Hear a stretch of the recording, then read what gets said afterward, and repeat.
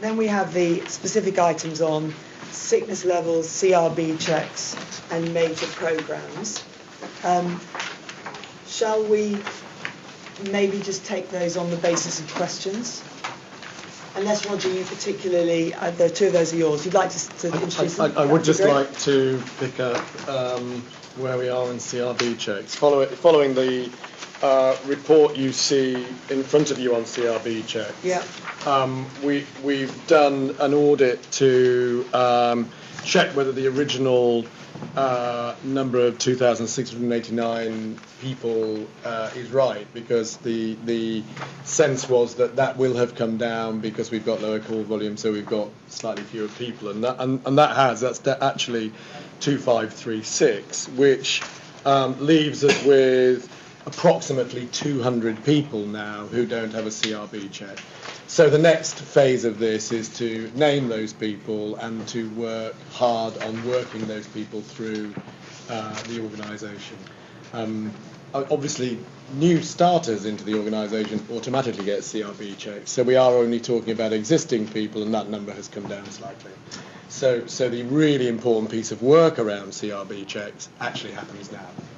And Roger, could I ask you, what the graph shows is the submission. So there's obviously a lag because it's dealt with by. How long does it take for a form that's been submitted to get a clearance? 3 weeks. So the lag is relatively short. Yes. Have we had any problem? Have we had any CRB checks coming up positive? Yes.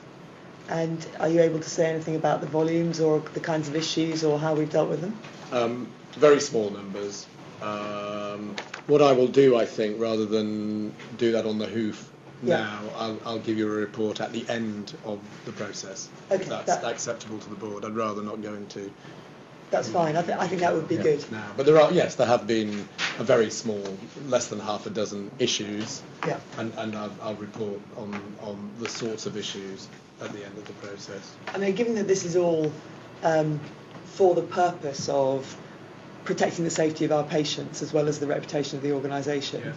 I mean, understanding whether there's anything, whether our patients are measurably safer, that would be one thing that might help us to understand that. Yes.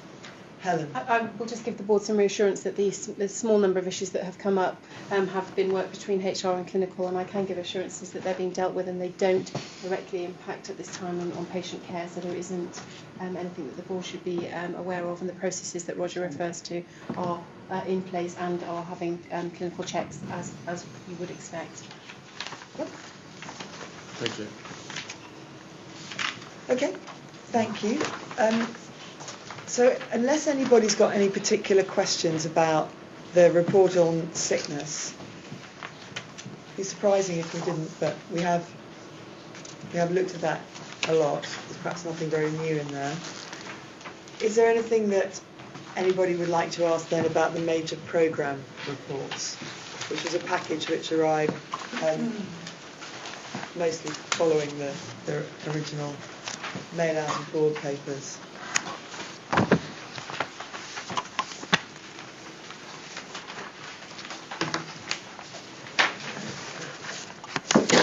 I'll make a comment in terms of presentation, because I think there are a couple of more substantial issues which come out when you dig into the papers that actually I think we should put up front and explain. So the progress on the new health information directory, I think, is something that warrants a bit further explanation at the moment. It's a kind of a one-liner red dot on a chart, and I think it's more important than that.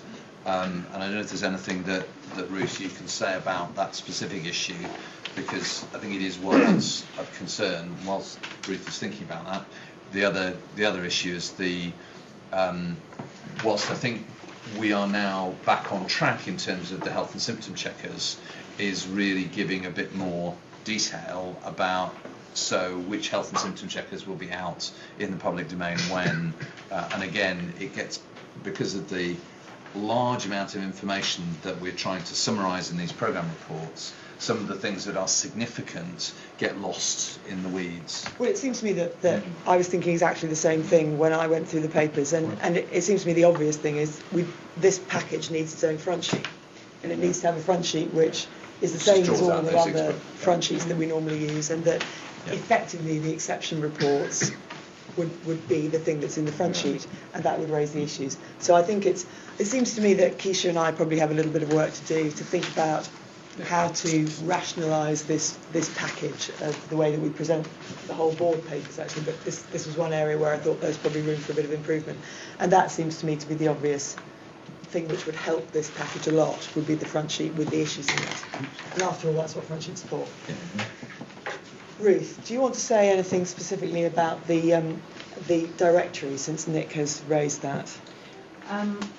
We had a Future Services Programme Board last week. Despite there being some delays initially, things are now back on track. So I was reassured that there are no significant issues in delivering the Health Information Directory.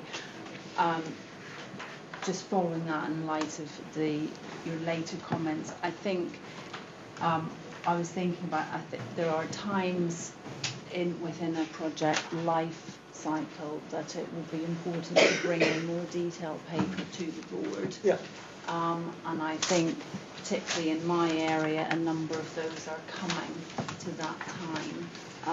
So I would suggest that Nick and I talk about what we may bring back to the November board in terms of a more detailed update on specific projects. In terms of the health directory, what's the likely in-service date? When do we think it'll actually be usable? I'm looking to Renee. Oh right, I see. You want me to take that? Right. As I understand, it's next year. That's a big. That's a big period. As in before the end of the financial year, but I think there is still some more work to be done to actually pin down the final delivery date. Yeah. Yes, pick that up? please. Right, okay. Yeah. So the Health Information Directory has got multiple phases of delivery. The first of those phases is is when we start doing UAT, which is late November, early December. Then it comes into partial usage following training and of the staff and using it in first quarter of next year. But that's just the first phase. Calendar next year. Calendar next year. That's the first phase. There are then subsequently 2 more phases thereafter, so it won't be fully implemented until November next calendar year. And could you remind us, Renette, what's in that directory? Sorry, Tim, I've got you. Tell us what it contains. It's actually it's a new way of organising the information that we need in order to direct patients to locations of care, to be able to update that information on a dynamic rather than a manual basis, to be able to sort the information that our advisors need, whether they be health information advisors or nurse advisors or health advisors, in terms of making sure that they've got the most up-to-date information from the appropriate source. So it's more like a super search engine, frankly, than a directory per se. And how does it relate to the capacity management piece of Pathways? I mean, does it duplicate the information that's in Pathways? How is it different? Quite the opposite. The information which is within Pathways, you need to follow a particular process in order to get to that particular set of location of care. So what the new health information, the health information directory function, which is what we're actually talking about here, what that will do is to give our advisors better access to that information, as well as the supplementary information which is outside of the capacity management system, that's updated by PCTs at the moment and will be needed to be updated by providers in the future. Okay. So it has been built cognizant of the fact that we may be using, subject to the trial, the capacity management system in the future. But that's a small fraction of what it will do. Okay, fine, thank you. Can I propose that once we've got the first launch of the Health Information Directory function, that we organise a board seminar to let board members see a bit more detail what we're building and how it's going to benefit the service? I think that would be good for those of us who are interested in understanding that a bit better. Tim, were you in the queue, or have you been? Yes, please. Yeah. Just a comment. Just looking at the summary finance sheet, and I think Trevor, we're going to give ourselves an action here.